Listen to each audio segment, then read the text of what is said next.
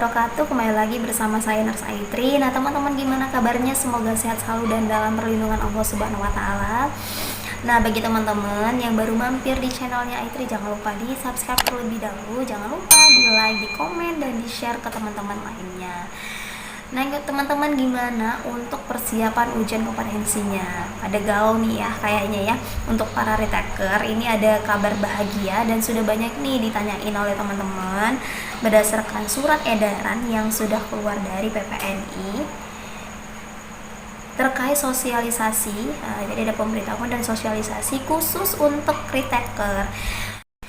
Nah mungkin teman-teman di sini masih ada yang belum tahu terkait apa sih bedanya, apa sih retaker itu dan apa first taker. Jadi kalau untuk retaker itu adalah orang yang pernah mengikuti ujian kompetensi namun dia gagal. Nah untuk mencoba yang kedua kalinya itu yaitu namanya retaker gitu.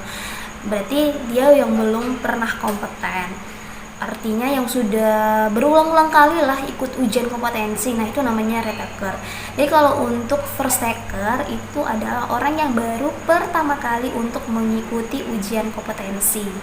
Nah jadi di sini kan berdasarkan surat edaran yang dari PPNI sesuai dengan nomor 0151-1-DPP.PPNI/S/2/2021. Nah ini baru keluar ya di tanggal 26 Februari 2021.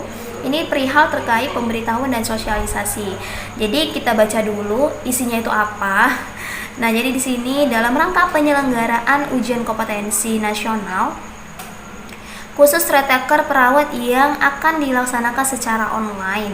Nah, bersama ini kami sampaikan jadwal sosialisasi Ukomnas khusus retaker untuk masing-masing provinsi dan panduan alur dalam pelaksanaan Ukomnas khusus retaker sebagaimana terlampir. Jadi artinya sebenarnya ujian kompetensi ini tetap sama-sama dilaksanakan kayak seperti biasa. Dia menggunakan CBT, soalnya 180 soal dan 180 menit. Nah itu sama, cuma hanya saja dia perbedaannya itu si penyelenggaranya. Jadi kalau dulu itu kan penyelenggaranya itu adalah langsung kementerian, langsung dari pusat untuk penyelenggaranya. Nah kalau sekarang ini sesuai dengan Undang-Undang Permendikbud nomor 2 di tahun 2020. Nah jadi ujian kompetensi itu diselenggarakan oleh perguruan tinggi yang bekerja sama dengan organisasi profesi dan asosiasi institusi pendidikan tinggi kesehatan. Nah jadi bekerja sama dengan PPNI dan AIPNI dan AIPIKI itu dia.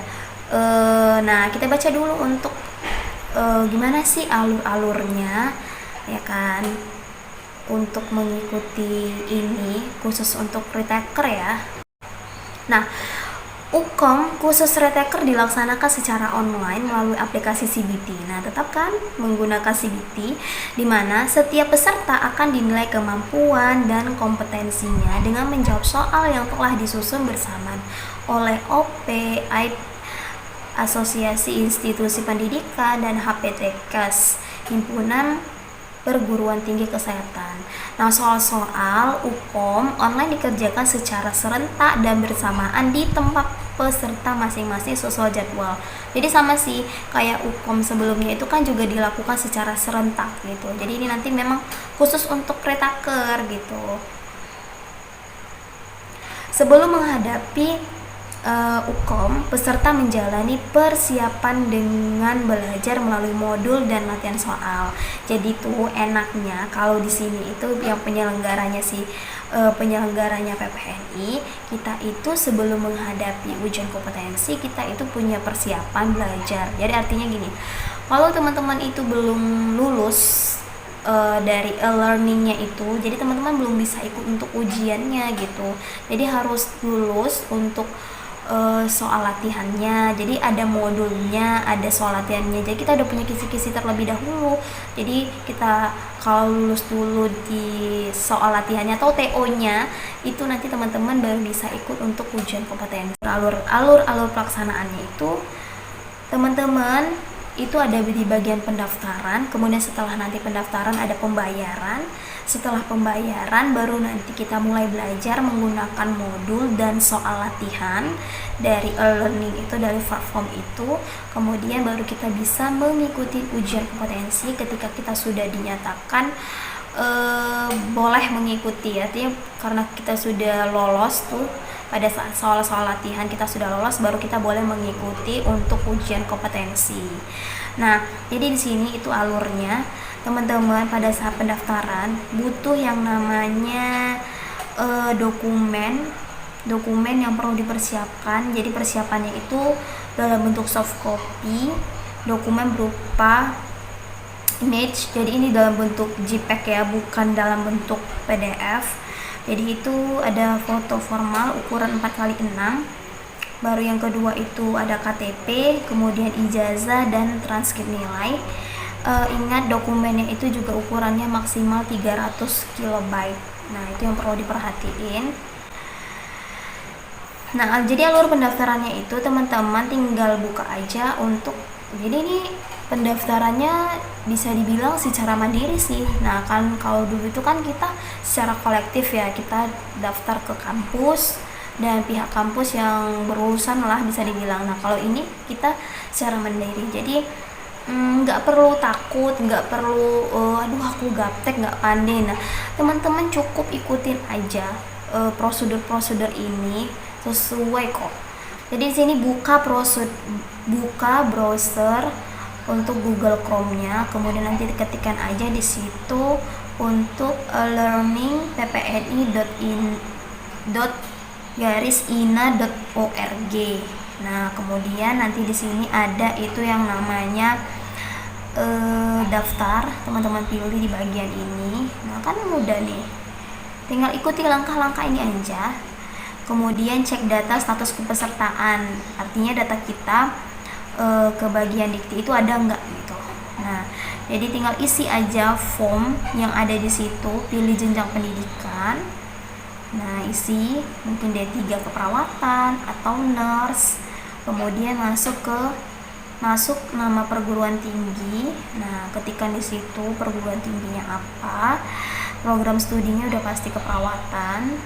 Kemudian masukkan nomor induk mahasiswa. Nah, kemudian cek statusnya.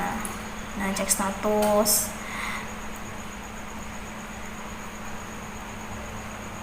Nah, bosan nanti kan pasti itu ada tuh namanya ininya, itu kan udah muncul ya, karena kan itu udah otomatis langsung ada ya di data-data kita, kan ada di dikti gitu ya. Nah, kemudian tinggal isi aja untuk lengkapi formulir identitasnya. Di situ ada nama, tempat lahir, tanggal lahir, jenis kelamin, secara otomatis terisi dari progres. Nah, itu kan udah terisi langsung tuh dari diktinya. Kemudian kita tinggal upload foto dalam bentuk JPEG tadi, dokumentasi yang sudah sebelumnya kita persiapkan. Kemudian masukkan alamat provinsi. Nah, ini alamat ini sih data untuk rumah. Kemudian upload KTP. Nah, ini upload KTP itu sesuai yang tadi ya, JPEG. Masukkan nomor KTP. Nah, kemudian tinggal pilih next. Selanjutnya klik di tombol itu. Kemudian lengkapi data pendidikan dan tempat kerja. Jadi di sini teman-teman tinggal pilih nama perguruan tinggi dan jenis program studi. Jadi itu udah secara otomatis terisi karena kan tadi sudah otomatis terisi ya, karena kita sudah ini oleh dikti. Kemudian masukkan berapa kali. Nah, itu juga sudah ibarat katanya udah udah terdeteksi deh kita itu udah berapa kali ikut ujian kompetensi. Kemudian nilai IPK juga udah otomatis terintegrasi. Kemudian upload ijazah dan transkrip nilai, tinggal upload berkasnya.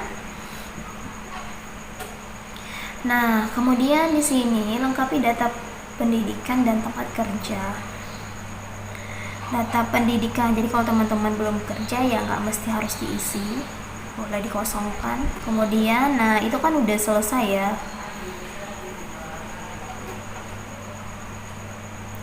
Nah itu kan udah selesai ya, jadi itu ada di bagian yang terakhir itu pilih bagian yang registrasi. Udah diklik di bagian registrasi, nanti akan muncul. Nah sistem akan memberikan kode verifikasi di via email. Nah sebelumnya kan kita tadi udah ngisi email, jadi itu nanti dia ada kode verifikasi yang dikirimkan ke email kita. Nah jadi di situ nanti teman-teman kalau udah masuk ke emailnya langsung aja klik di bagian link itu, link yang bagian yang biru itu tinggal klik aja dan otomatis nanti akan tersambungkan ke bagian ini. Nah tinggal masukkan kode verifikasi emailnya. Nah kemudian klik di bagian kirim, kemudian kita masuk ke bagian login. Nah bagian yang login ini ke halaman login. Teman-teman tinggal isikan email dan password lalu lakukan login. Kan tadi kita daftar tuh, ada emailnya. Kemudian nah itu udah berarti artinya kita udah disuruh bayar nih, untuk udah langsung otomatis untuk melakukan pembayaran. Jadi biayanya itu 150.000. Untuk pembayarannya itu 150.000. Jadi pembayarannya itu nanti dia ada virtual account-nya, ada kode billingnya. Teman-teman bisa pilih mau transfernya itu BNI, Mandiri ya kan, atau CIMB Niaga. Jadi di situ nanti klik tombol untuk lakukan pembayaran. Setelah udah dipilih mau pakai bank yang mana. Nah di sini juga udah ada caranya untuk pembayaran menggunakan mobile banking Mandiri. Nah di sini ada ya tahap-tahapannya, pilih menu bayar, pilih menu payment, pilih buat pembayaran baru. Nah ini ketikkan IP-mu. Ini juga udah cara-caranya udah lengkap nih di sini.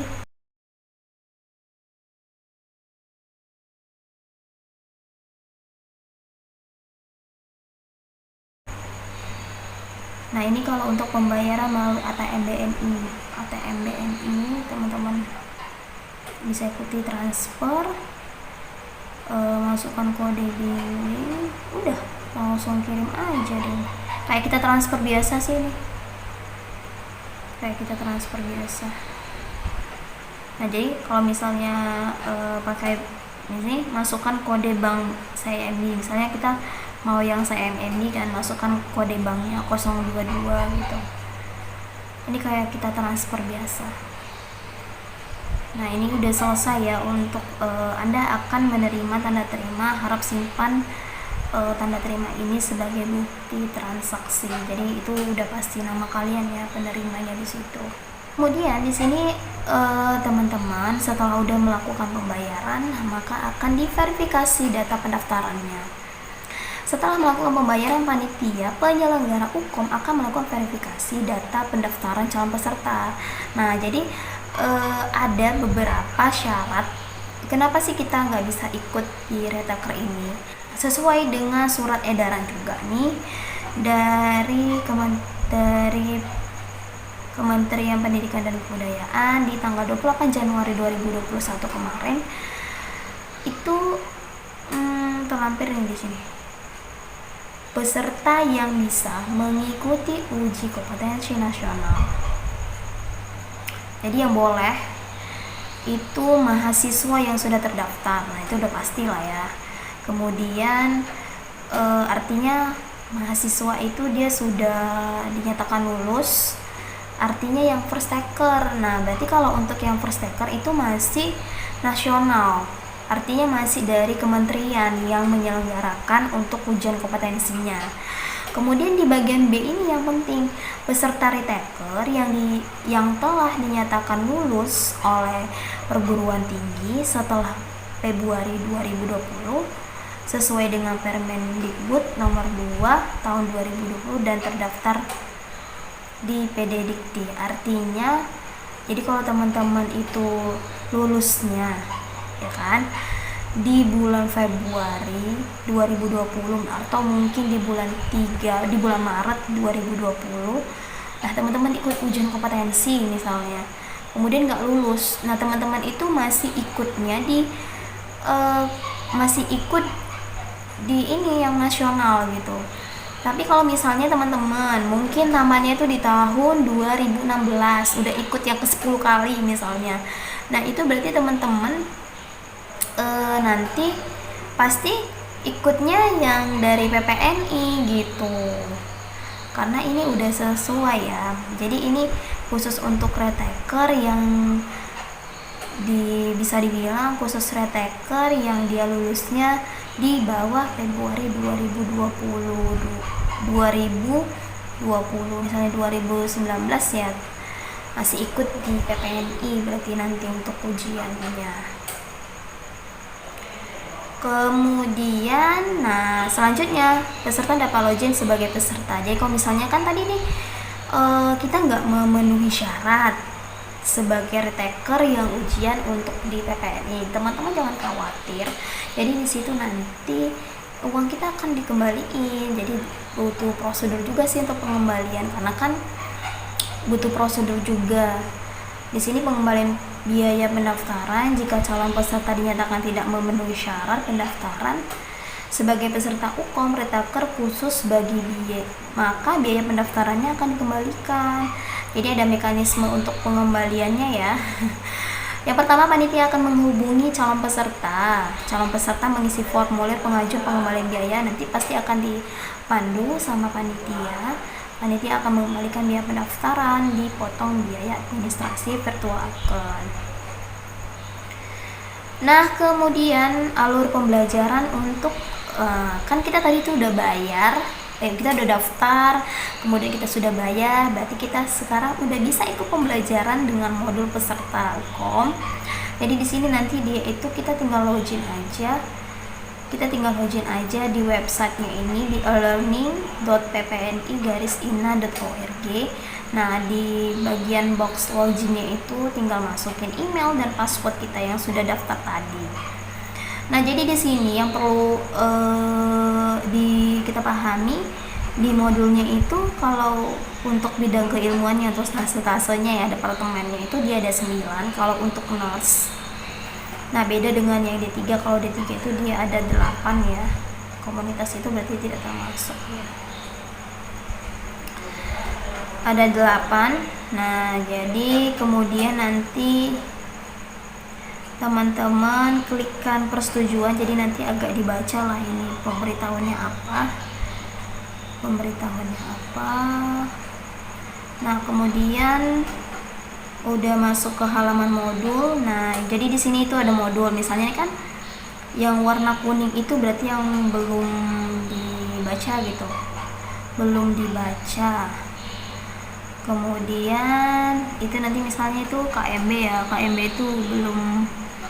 Nah, teman-teman bisa langsung di situ ada tombol untuk mengunduh modul. Nah, tombol yang itu jadi mengunduh modul. Jadi modul itu dia isinya misalnya tentang ASCAP untuk diare. Nah, nanti teman-teman baca materi-materinya apa-apa saja. Kemudian nanti kalau sudah dibaca, teman-teman bisa langsung untuk untuk mengerjakan soal latihan kayak tryout sih. Nah, jadi ini nih modul yang sudah terdownload. Ini modul yang udah terdownload. Nah, setelah sudah terdownload, baru nanti muncul peringatan nih. Bahwasannya kalau sudah dibaca semua, muncul peringatan untuk menutup close semua aplikasi selain aplikasi soal latihan, biar nggak lelet sih sebenarnya ini. Jadi ini juga ada tata tertib pelaksanaan latihan soalnya. Peserta ujian harus hadir di tempat ujian paling lambat 30 menit sebelum waktu pelaksanaan ujian. Peserta tidak diperbolehkan memasuki masa sebelum diperiksakan pengawas. Nah, jadi dia kayak tryout gitu ini. Kayak tryout biasa sama sih.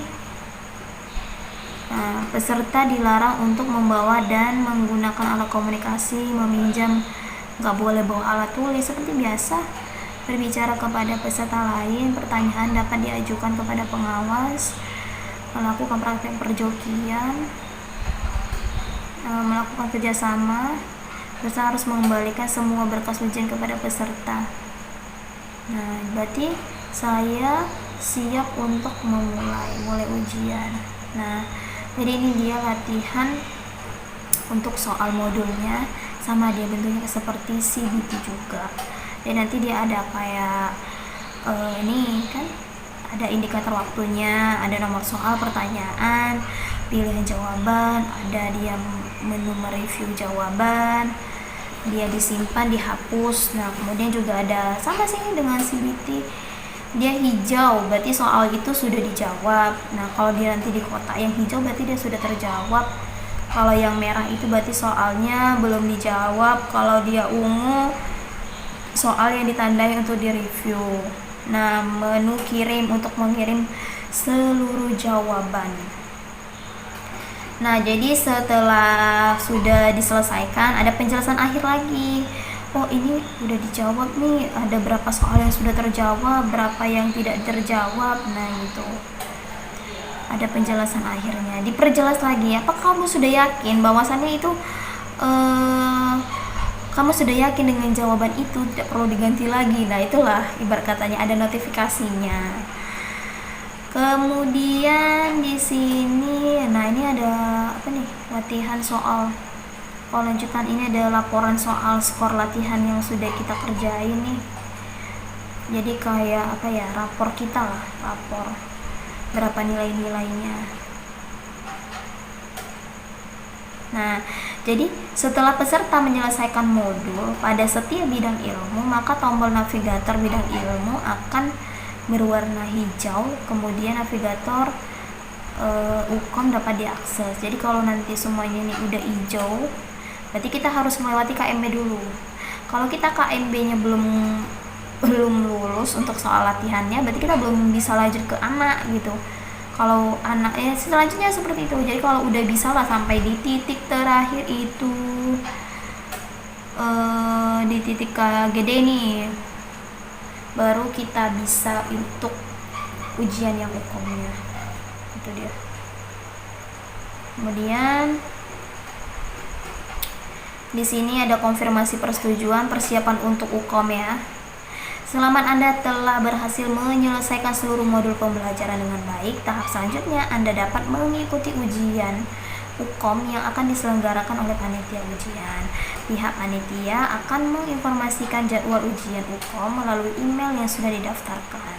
Nah, jadi nanti udah disesuaikan jadwal kita, sama kayak kita sebelumnya kan gitu juga ya. Sudah disesuaikan jadwalnya kapan, di sesi berapa gitu.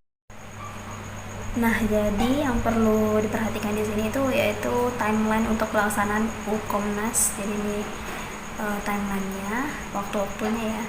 Jadi yang pertama itu dia ada sosialisasi UKOMNAS. Jadi sosialisasinya itu mulai dari tanggal 1 sampai tanggal 3 Maret 2021. Nah, ini kemudian untuk registrasi dan pembayarannya, nah kita sudah daftar. Kemudian untuk pembayarannya itu nanti di tanggal 4 Maret sampai tanggal 11 Maret 2021. Kemudian nanti itu divalidasi ya data kita tadi, bahwasannya kita termasuk, jadi kita nanti termasuk nggak syarat dari si calon peserta ini gitu. Jadi divalidasi mulai dari tanggal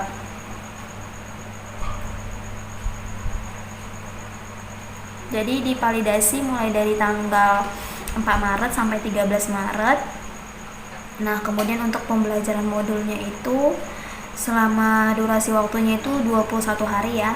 Mulai dari tanggal 15 Maret sampai 4 April 2021. Kemudian juga itu nanti kita ada briefing peserta di tanggal 16 April. Itu 16 April. Kemudian juga ada pelaksanaan ujian kompetensinya itu di tanggal 17 sampai 18 April 2021. Nah, mungkin itu teman-teman untuk pembahasan kita terkait UKOM Nasional Retaker khusus untuk perawat. Nah, jadi mungkin bagi teman-teman yang merasa sudah UKOM-nya berkali-kali bisa langsung daftar aja. Nanti tinggal daftar, pembayaran, tinggal belajar. Nah, yang pastinya butuh persiapan yang lebih mantap lagi. Untuk bimbingan belajar, jangan lupa ikut bimbingan belajar di Generasi Kompeten yang langsung dibimbing oleh saya. Sekian dan terima kasih. Assalamualaikum warahmatullahi wabarakatuh.